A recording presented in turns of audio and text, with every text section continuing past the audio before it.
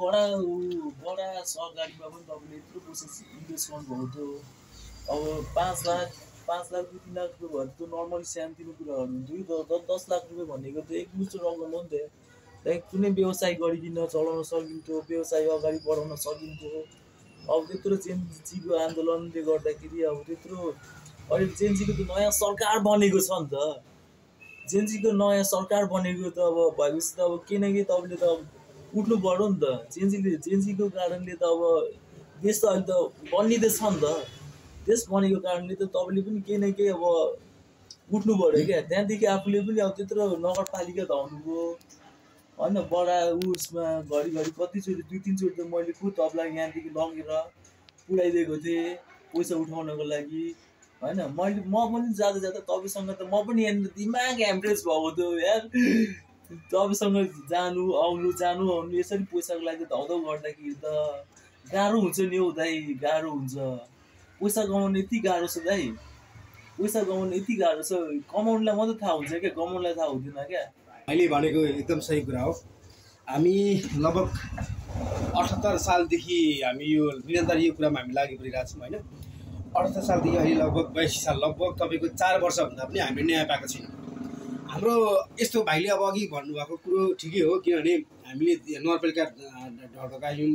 अब सरकारले चाहिँ कतिपय साथीले तपाईँको पैसा सहकारीमा डुबेको सरकारले दिन्छ, के सरकारले तिमीहरूको ठेक्का लिएको भन्ने खालको पनि कुरा धेरै साथीहरूले गरे। मलाई त्यो खालको क्वेसन पनि आयो। तर म आज यो कुराको के क्लियर गर्न चाहन्छु भन्दाखेरि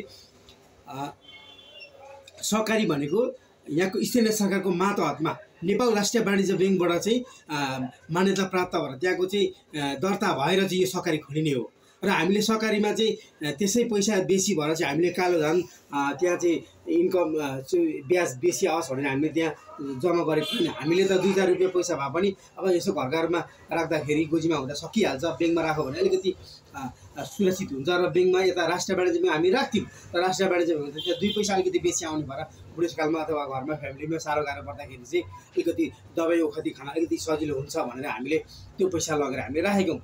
र सरकारले त्यो सहकारी खोल्न दिइसकेपछि त्यहाँको राजस्व सरकारले उठाइसकेपछि त्यहाँको एक्टिभिटी के छ, त्यहाँभित्र क्रियाकलाप के छ, त्यो वर्षै पछि गरेर त्यहाँको चाहिँ निगरानी गर्ने सरकारले यहाँको स्थानीय सरकारको जुन अधिकार स्थानीय सरकार भनेको चाहिँ नगरपालिकाले गरेर बेला बेलामा चाहिँ कुन सहकारीको अवस्था कुन छ, त्यहाँको चाहिँ कार्यकालहरू के कस्तो छ, त्यहाँको चाहिँ के कस्तो चाहिँ त्यो सहकारी अगाडि बढिरहेछ भन्ने त्यो कुराको निगरानी गर्ने अधिकार भनेको त सरकारको होला नि त होइन भाइ। त्यो सरकारले गरिसकेपछि अब सहकारी डुबिसकेपछि सञ्चालकहरूले चाहिँ हाम्रो पैसा बनाएको पैसा हिनामिना गरेर अपचलन गरेर यिनीहरू भागिसकेपछि फरार भइसकेपछि हामी न्याय माग्न कहाँ जाने त? हामी सरकारसँगै जाने होला नि त होइन। अब हामी सरकारसँग गर्दाखेरि हामीले चाहिँ आवाज कुनै पनि हाम्रो आवाज उठिँदैन, हाम्रो आवाज दबाइन्छ होइन। अब हाम्रो महासङ्घको चाहिँ राष्ट्रिय महासङ्घले काठमाडौँमा आन्दोलन भइरहेछ।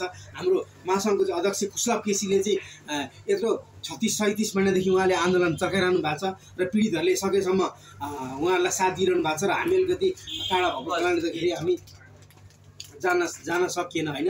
अब किन भन्दाखेरि हामी कुनै अब पैसावाला भइदिएको भए, कुनै हामीसँग चाहिँ राम्रो इन्कम भइदिएको भए चाहिँ हामी जान्थ्यौँ होला। तर यहाँ दुःख सुख गरेर सानो एउटा व्यवसाय गऱ्यो भने आफूले घरबाट टाढो पर्ने भएको छ र हामी भोलि गएर टाढा काठमाडौँ आउनु जानु हामीलाई गाह्रो हुन्छ। त्यो भएको कारणले म मनमा इच्छा हुँदाहुँदै पनि म जान सकिनँ।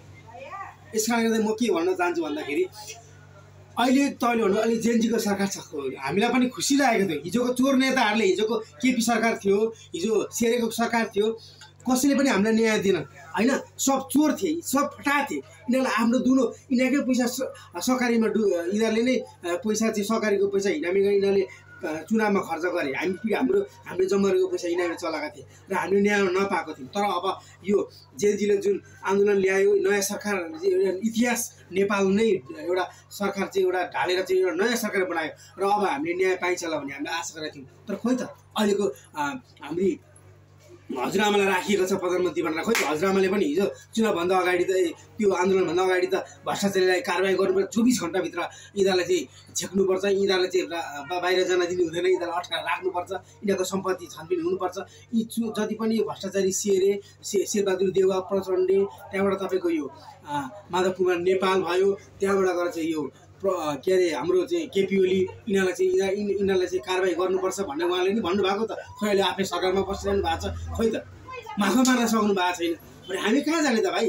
अब हामीले अब भनेको यदि अब पनि हामीले न्याय पाएनौँ भनेदेखि अब हामी सरकारीले जुन आन्दोलन गर्नु पर्यो र हामी देशभरिकै मान्छे उत्रिनु पर्यो भने फेरि यो सरकारले थाल्न सक्दैन भाइ। जेनजीको आन्दोलन त केही होइन। त्यो महासङ्घको भनेको चाहिँ हामी भनेको मान्छेले भाइ घाँस बाँस र कपास यो 3टा कुरा यति आवश्यक हो जीवनमा नि। जब मान्छेले खानालाई नपाइसकेपछि मृत्युसँग लड्नु पर्यो र आफूले बचत गरेको पैसा चाहिँ फिर्ता पाइएन भने होइन, बचतकर्ताहरू चाहिँ अब चाहिँ भोकै सडकमा मरिरहनु परेको छ, तडपिरहनु, कतिले सुसाइड भयो, कसैको फ्यामिलीको डिभोर्स भइरहेको छ, कसैको बुढाबुढी छुटिरहनु परेको छ, कति गाह्रो छ होइन।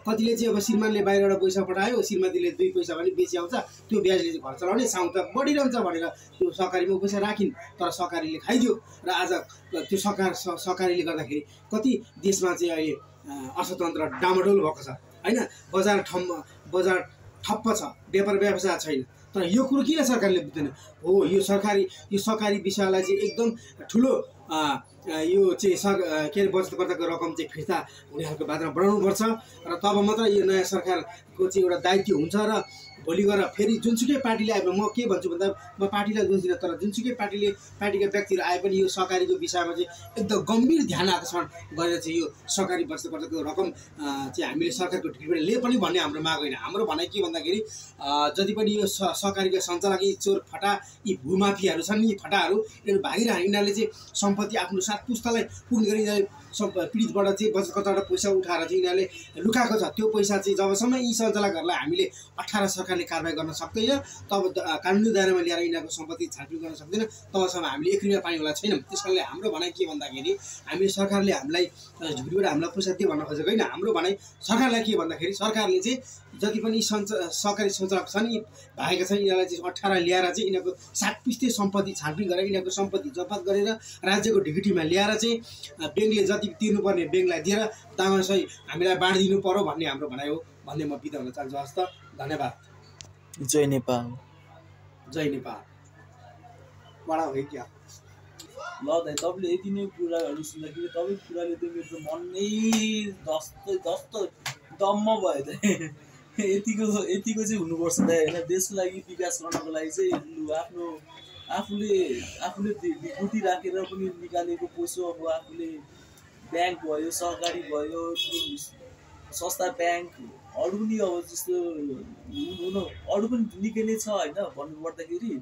तर तपाईँले निकै नै अब आफ्नो पैसाहरू अब दुःख सुख गरिकन राख्नुभएको, बचत गर्नुभएको पैसा होइन। अब त्यो पैसा त अब आफूले यहीँबाट भयो भने पनि निकाल्नु पऱ्यो क्या त।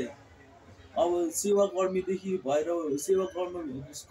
लिएर भयो अरू पनि निकै नै छ होइन। तर तपाईँले आफ्नो पैसा चाहिँ लिन पाउने हक अधिकार आफूले गर्नुपर्छ, नगर्ने होइन गर्नुपर्छ। ल दाइ, यति नै भन्दै म बिदा लिन चाहन्छु। हस्त अहिलेलाई यति नै, बाँकी चाहिँ दादाको दोस्रो पेजमा हेर्न सक्नुहुनेछ। हस्त, बाई बाई।